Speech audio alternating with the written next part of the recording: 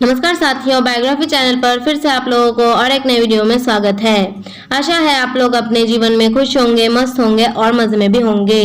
हमने आज फिर बॉलीवुड के बैकग्राउंड से जुड़ी हुई और एक नई किस्से से आप सभी को रूबरू कराने वाले हैं। बॉलीवुड की बैकग्राउंड में अनगिनत किस्से कहानियां छुपी हुई होती हैं जो कि आम जनों तक नहीं पहुंच पाते हैं।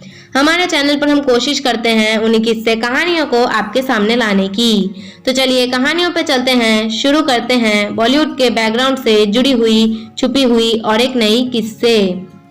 पहले ठुकराया फिर गुस्से में लता मंगेशकर ने गाया था ये कालजयी गाना। स्टूडियो में डायरेक्टर की थी नो एंट्री। स्वर कोकिला लता मंगेशकर ने सिनेमा के एक कॉल्ड क्लासिक गाने को आवाज देने से इनकार कर दिया था। बाद में गाया तो लेकिन गुस्से में। लता मंगेशकर स्वर कोकिला कही जाती है। उन्होंने सिनेमा को हजारों कॉल्ड क्लासिक गानों से नवाजा है, दशकों तक चाहने वालों को दीवाना बनाया है।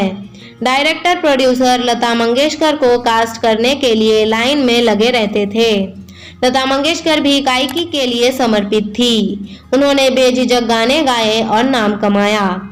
मगर शायद ही आपको पता है कि उन्होंने अपना एक कॉल्ट गाना गाने से इनकार कर दिया था।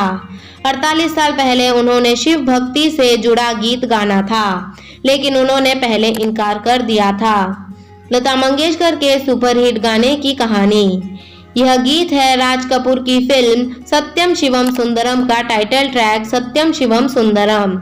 जीनत अमान पर फिल्माया गया ये गीत लता मंगेशकर ने अपनी आवाज में अमर कर दिया।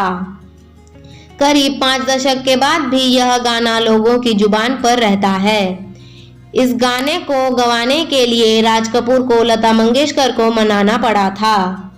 वह उनसे इतना खफा हो गई थी कि उन्हें स्टूडियो में भी नहीं आने दिया था। भाई के चक्कर में लता राज के बीच अनबन। इस नाराजगी के पीछे की वजह राज कपूर पर लिखी किताब Raj Kapoor the one and only showman में उनकी बेटी रितु नंदा ने बताई है।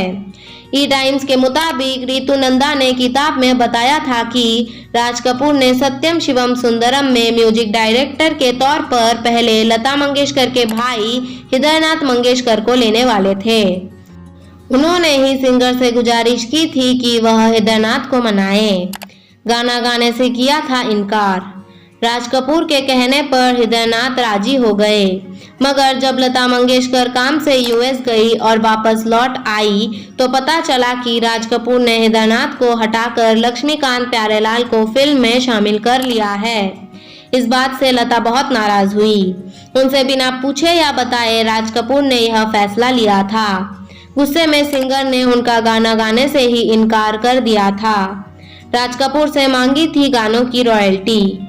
लता ने राज कपूर के लिए कई गाने गाए थे, लेकिन कभी रॉयल्टी नहीं ली।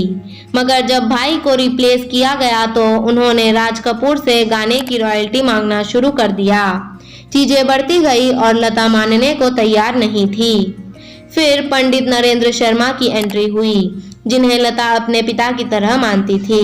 उनका मानना था कि सत्यम शिवम सुंदरम के गानों के साथ कोई और सिंगर न्याय नहीं कर सकता, इसलिए उन्होंने लता को इन गानों के लिए अपनी आवाज देने के लिए मनाया। 2 शर्तों पर गाया था लता ने हिट गाना। आखिरकार पंडित नरेंद्र शर्मा के कहने पर लता मंगेशकर ने गाने के लिए हामी भरी, लेकिन शर्तें भी रखी। उनकी शर्त थी कि वह स्टूडियो में किसी से भी बात नहीं करेंगी। साथ ही लक्ष्मीकांत प्यारेलाल से यह भी कह दिया था कि उनके रिकॉर्डिंग सेशन के दौरान वे राज कपूर को स्टूडियो में न आने दे। लता ने गाना गाया और बिना किसी से बात किए चली गई। फिर दोनों के बीच रॉयल्टी को लेकर बहस भी हुई, मगर बाद में राज कपूर ने उन्हें मना लिया था। धन्यवाद साथियों। आज के इस वीडियो में हमने लता मंगेशकर के गाए हुए एक गाने से जुड़ी हुई किस्से को आपके सामने रखने की कोशिश की है। उम्मीद है दोस्तों वीडियो आपको जरूर पसंद आई होगी। वीडियो पसंद आए तो लाइक कर दीजिएगा। चैनल पर नए आए हैं तो प्लीज एक सब्सक्राइब कर दीजिएगा। मिलते हैं नेक्स्ट वीडियो में। धन्यवाद।